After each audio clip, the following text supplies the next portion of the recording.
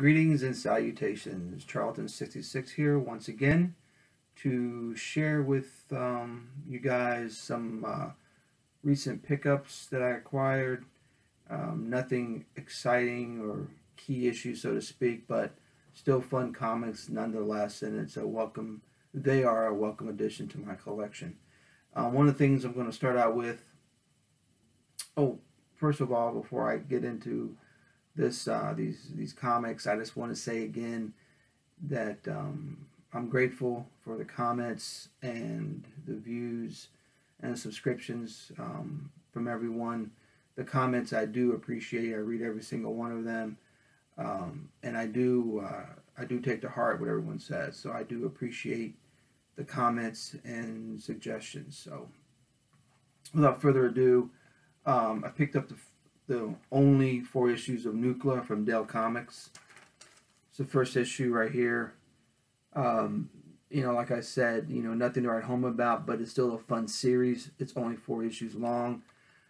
This particular issue has art by Charlton, which is a pretty decent job on the artwork with this book. And what's funny, you can tell fandom was starting to take a hold on the collector's world and what people thought about comics.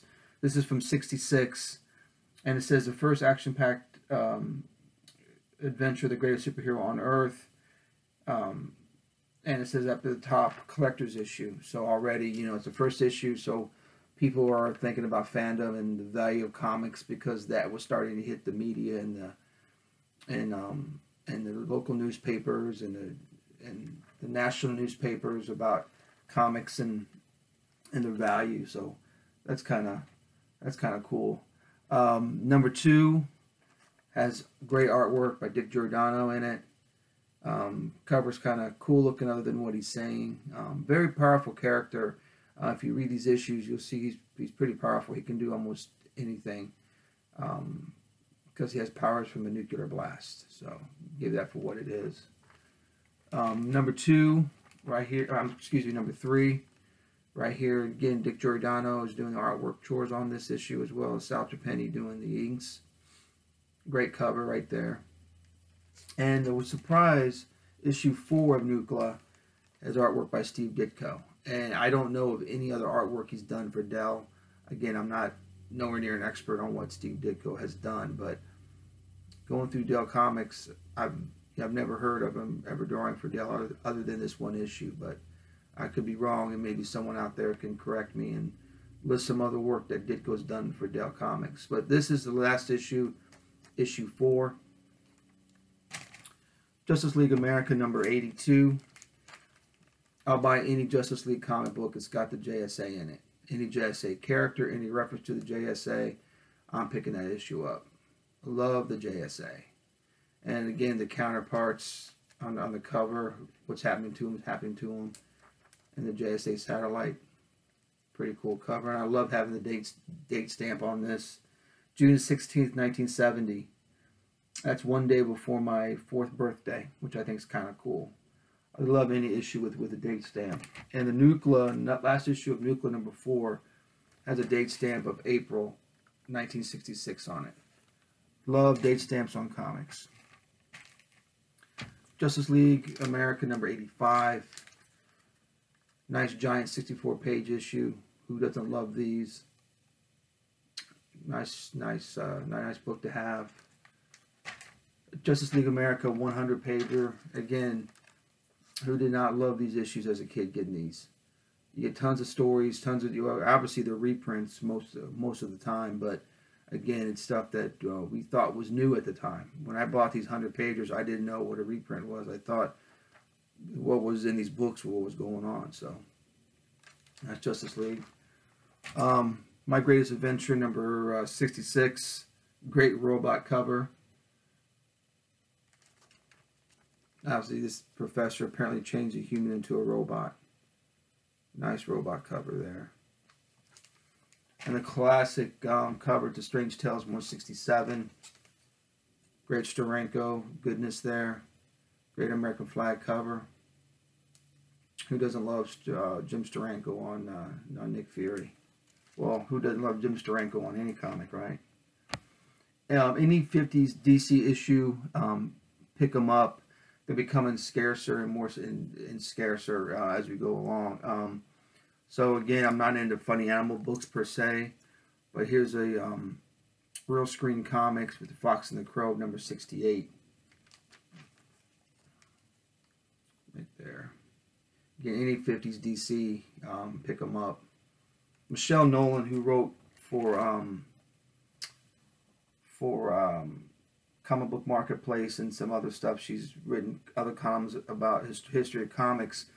That's all she collects is 50s DC comics, and she's pretty much of an expert to let you know what's what's rare, what's scarce, what's hard to find. Getting a complete run of 50s DC comic books is almost impossible.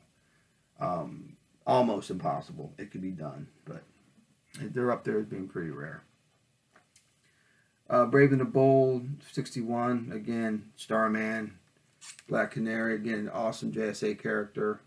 Awesome Golden Age character right here in Brave and the Bold. Pretty decent shape. I got this for a pretty good price. I think I got less than $10, I believe.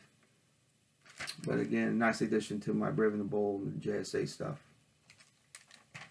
Classic Mystery in Space, number 97. The day that Adam Strange vanished. I guess he's vanishing in that green goop. I've not read this particular issue yet.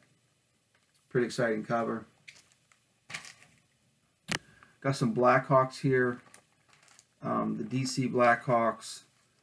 When they're in the red and green outfits, which I thought was a mistake from taking them from their classic outfits, but here's a classic outfit before they change them into the red and the green, more of a superhero looking outfit. That's the Blackhawk right there. He should have remained in that. This is issue 203 of Blackhawk.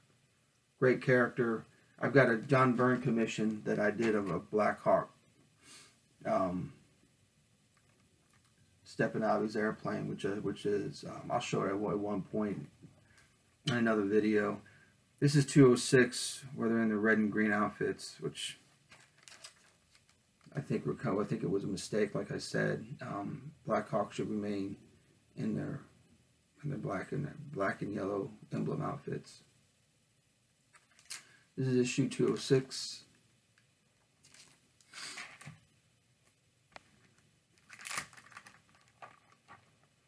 '208.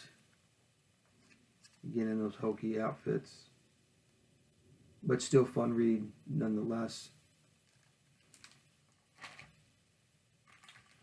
Young Love, number 84. Nice high grade copy.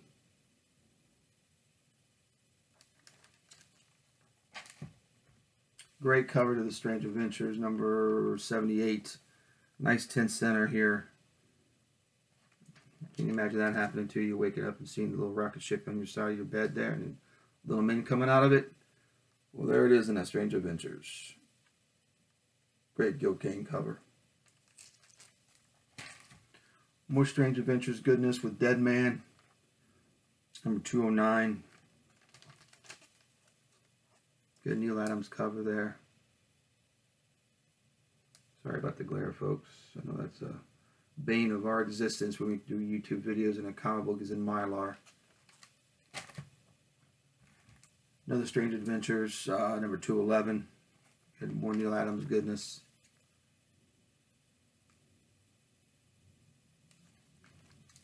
And this little batch of books is dedicated to Hippie. I know he's a big Dark Shadows guy. This is issue number 6.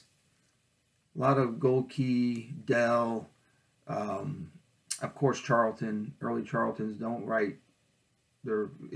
have the issue numbers on the cover, so I write the issue numbers on the back. And I also write on the back of the backing board any, like with particular Charlton, you can have 6 artists doing a comic. So, you know, you can have Ditko doing a story, you can have Tom Sutton doing a story, you can have Jim Aparo doing a story, you have Joe Staten doing a story. So what I do in the back of the backing boards, I'll write what artwork is contained in that issue, in that particular Charlton. So I'll know. Look at the back of the issue, I know what artists are doing that book. Here's a nice, another nice Dark Shadows cover, number 8. Again, I can't make up my mind if I like the photo covers better or the painted covers better. The painted covers are just really, really cool.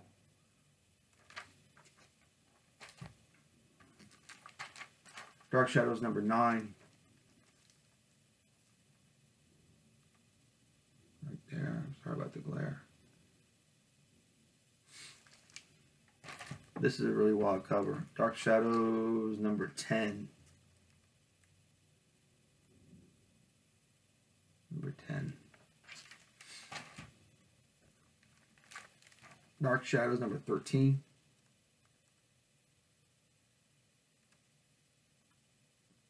Barnabas doesn't look so didn't look so evil there though, does he? Kind of funny cover.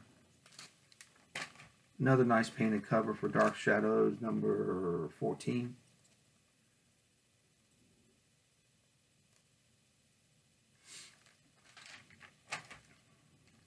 And lastly, with the Dark Shadows number 15. Good, nice painted cover with those specters coming after Barnabas and with those evil kids coming at him as well. That eyeball painted right there. Kind of a cool cover, a lot of stuff going on there.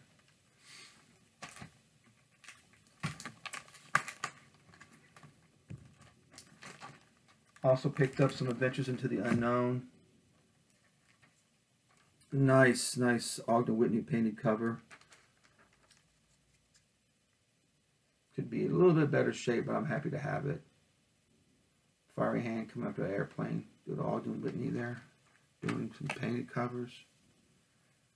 Adventures to the Unknown, number 127. Again, got a nice smeared, but a nice date stamp on the cover. Anything with giant monsters I'm a sucker for, so it's got a nice giant monster cover. Kind of a flamboyant state police uniform there. Red and yellow, but it still makes a cool cover.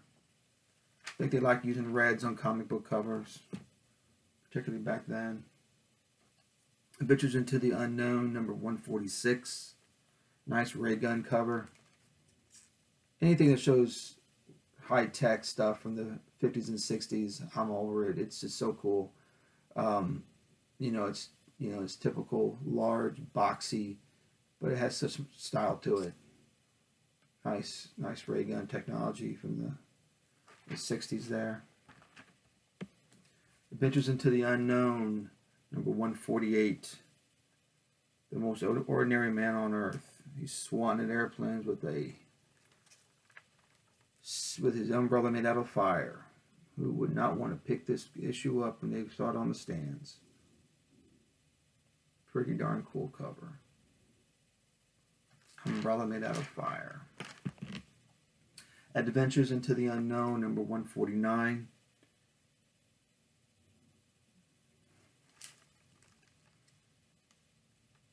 Nice looking cover there. Again, a giant insect cover, which is great with the yellows and the greens. Makes for a great cover. Adventures into the Unknown, 152. The yellows and greens just pop out on that. Excellent cover.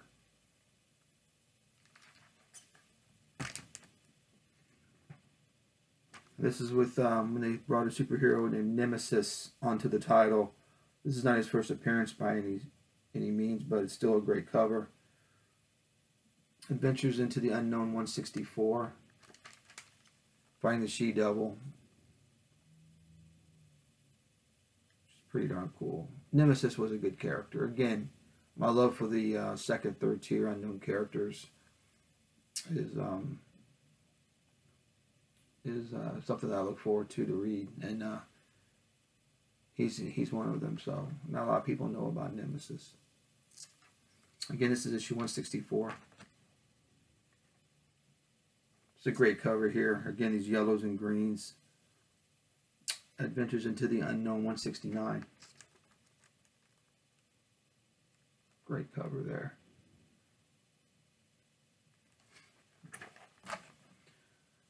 Another one by American Comics Group, Unknown Worlds. That was the sister title to Adventures into the Unknown. Again, giant monster covers. Great stuff. This is Unknown Worlds 28. Again, purple cover. Purple covers just really stand out.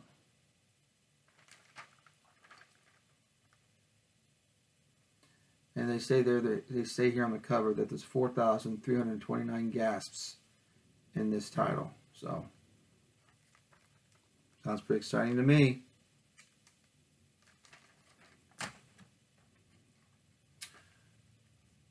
Unknown Worlds number 29. The green and the blues really stand out on this cover. American Comics Group has some pretty good titles. Pretty good comic books. They're worth finding. You can find them pretty cheap. Unknown Worlds number 33. Again, this is an all-star gasp issue. I've not read this particular issue yet. Kurt Schaffenberger. It looks like a Challengers of the Unknown type of group there. I see the Challengers in those guys right there, even though there's only 3 of them. But again, it looks like I have not read this issue yet. It's on my pile to read. I just picked these up a while back. Unknown Worlds 48. Nothing about having some gaps in this issue at all, so maybe this is not exciting as the other ones maybe. But there's mystery action thrillers in this particular issue. No gasps. Picked up the Spirit, the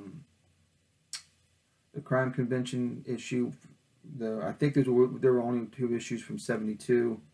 Here's the first issue, adults only. And issue number 2.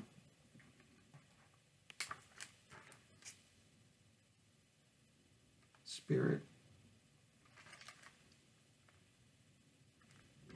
Well, I got 4 reprints and an original story in that particular book. Now, my beloved Charltons. Here's a strange suspense story. The great Dick Giordano cover. Looks like those dudes are out of luck. Awesome space serpent ripping their ship in half. Nice issue. Strange suspense stories. This is issue 62. Strange suspense stories 67.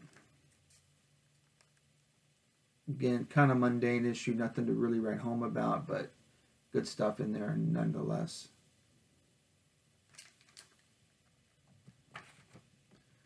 Strange suspense stories number 69. Bowling cover. That's one thing about comics. It can transcend to other things. I know people who collect golfing covers, bowling covers, racing covers, horse racing covers, horse covers. So it's a nice dude behind the bowling ball there. And here's some cool Blackhawks. Blackhawk number 91. The Steel Colossus. They're always fighting big mechanized enemies. You got the War Wheel, and you have the Steel Colossus. Looks like a little bit more of a dastardly mechanized menace than the War Wheel, but pretty darn cool.